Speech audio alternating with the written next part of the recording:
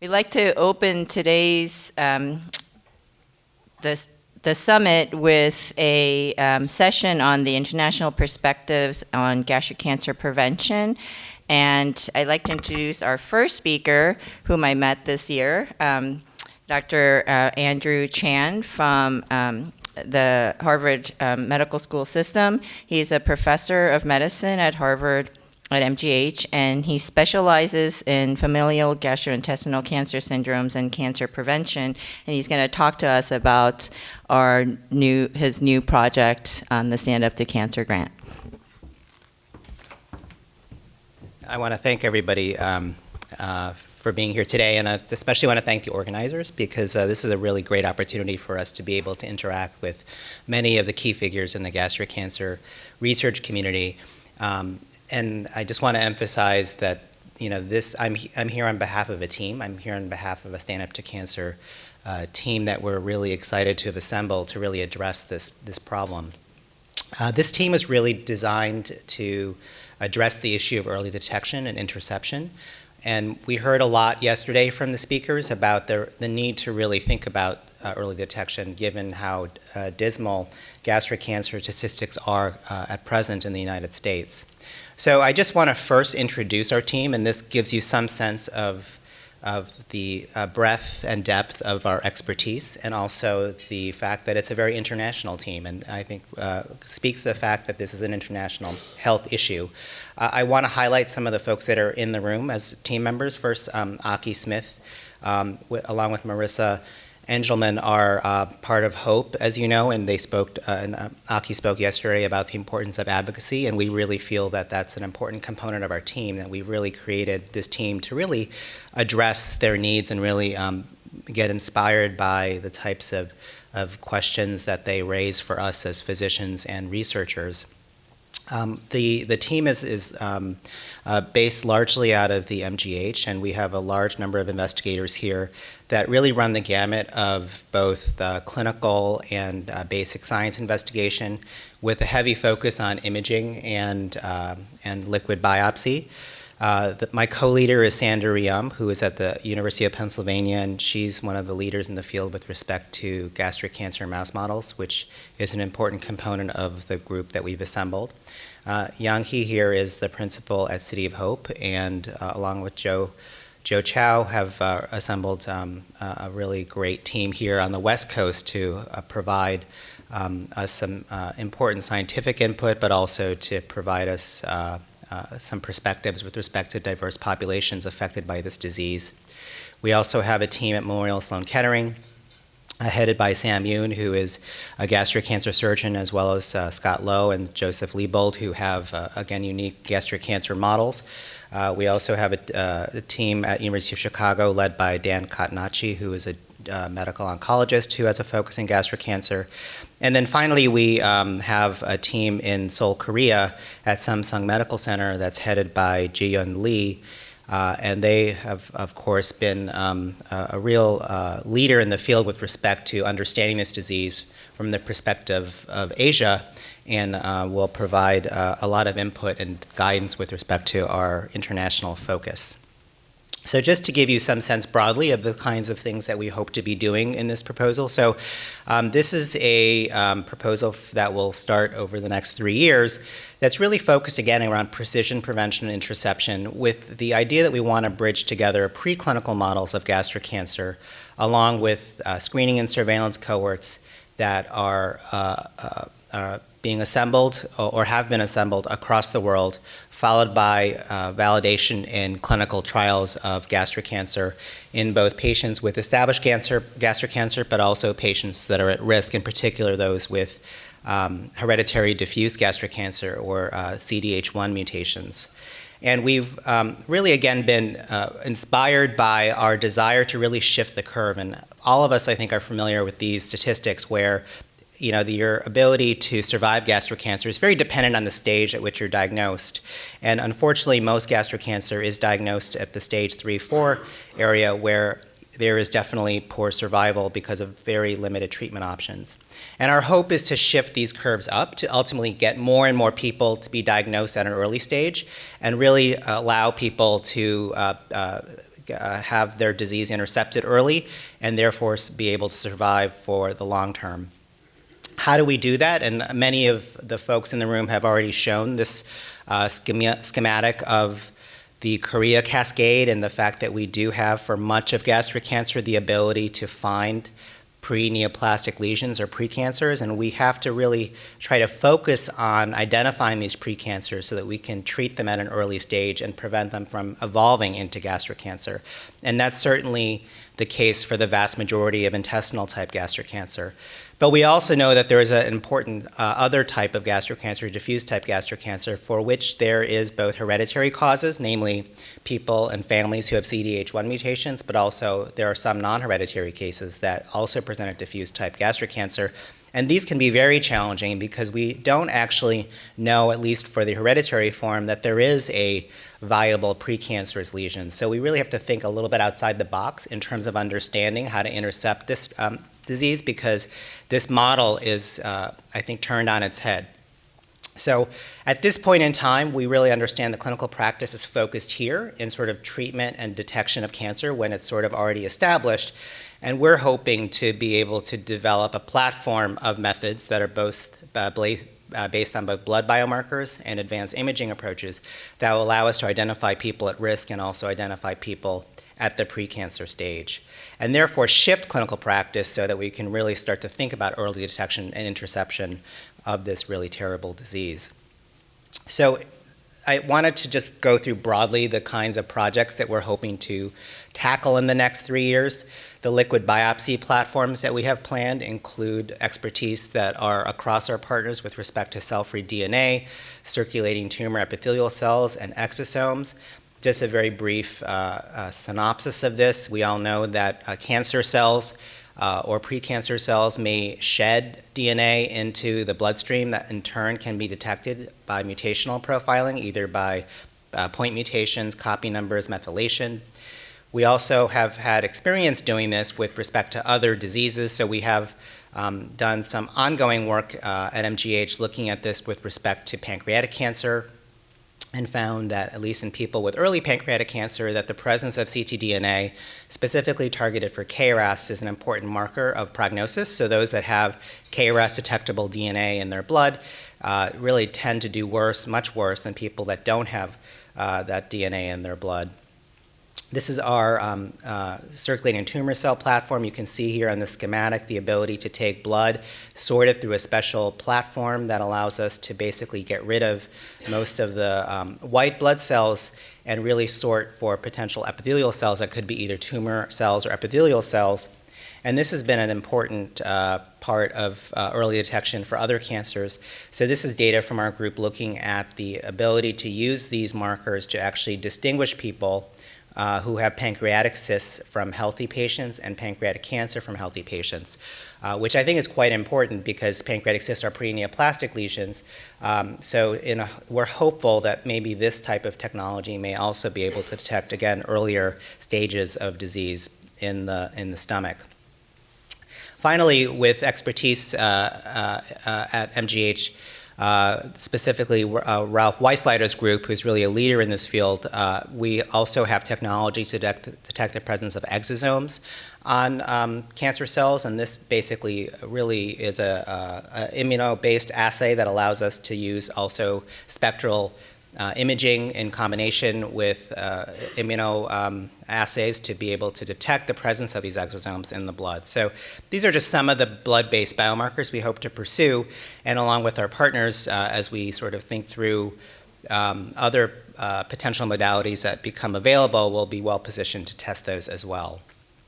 This exosome technology we've used in the recent past for pancreatic cancer, specifically the ability of a pancreatic cancer, again, to be detected using a combination of markers and being able to distinguish pancreatic cancer from healthy controls. The other major component of our project is really based on blood-based imaging, and this, on tissue-based imaging, and this is based on expertise at MGH that relies on a couple of different platforms. One is the ability of certain agents that have been developed by a group at MGH to look at tumor-associated cathepsins as a potential biomarker.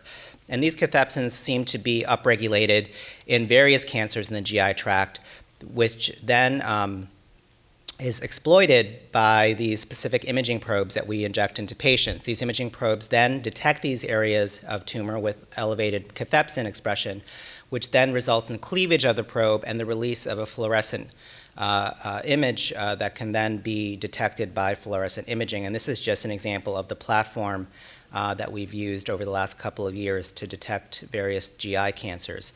We've done some work mostly in colorectal and Barrett's esophagus, but recently have started looking into gastric. And this is an example here where this gastric cardia tumor could be seen here in a sort of subtle way on white light. But if you actually look using our novel infrared imaging probe, you can see that it does light up quite nicely and provides potentially a novel way to detect these endoscopically. In the case of Barrett's, it's been particularly interesting. So this is an example of a patient for whom was referred because they had a suspicious nodule in the setting of Barrett's. And this was the nodule here that prompted the patient to come in for an endoscopic mucosal resection. And then after the EMR was done, and the patient was injected with the imaging probe, and then the ex vivo specimen was imaged with infrared light. And what's very interesting was that the actual nodule that was suspicious that prompted the biopsy actually did not have any areas of dysplasia, but areas around the biopsy site did have areas of high-grade dysplasia and intramucosal cancer, which I think highlights the fundamental limitation of what we do now with white light endoscopy, in that we really don't know where to biopsy, and we have to rely on being fortuitous in finding areas of dysplasia. So there is a potential that an imaging probe could potentially be more sensitive in allowing us to target our biopsies and allow for early detection. We've also been partnering with Gary Tierney's lab at MGH, who has developed this first in-human capsule imaging device, which is really quite neat and may obviate the need for endoscopy at some point in the future. As you can see, this healthy volunteer is just swallowing a capsule, which is about the size of a big Tylenol tablet. And this basically can be swallowed on a string. And that string can then be used to just pull the capsule back and allow some really detailed images of the upper GI tract. A lot of this has been focused on the esophagus, but we've also been starting to do work within the stomach, which has been interesting. And we've also had the ability to develop some of these capsules in a more directed way. So in particular, we've also had some capsules developed where there's actually the ability to biopsy tissue by actually having the capsule stick to areas of tissue and take off various amounts of tissue from laser capture. And this is something that we've done, again, largely for esophageal cancer, but there is some data looking at this in the stomach. And if you look here at this image that is produced by the capsule, we get very fine, detailed 3D images of the esophagus and the stomach. And in this particular situation, using optical coherence tomography with the capsule, we're able to identify a gastric polyp that was difficult to see on white light endoscopy. The hope is that we can develop a capsule that has also near-infrared excitation properties that can also be used to potentially do near-infrared imaging of the stomach. So in combination with our Lumisol-based probe, we're hopeful that this device with our probe can be used to detect early lesions in the stomach, particularly in those patients with difficult-to-find lesions like CDH1 patients. So then the second major area, as I mentioned, were the preclinical models, and these are developed largely by Sander Riam at the Penn and also by Scott Lowe at Memorial Sloan Kettering. And as we've discussed before, there are now 4 TCGA subtypes of gastric cancer that we know of. We have the ability from our mouse models to recapitulate 3 of the 4.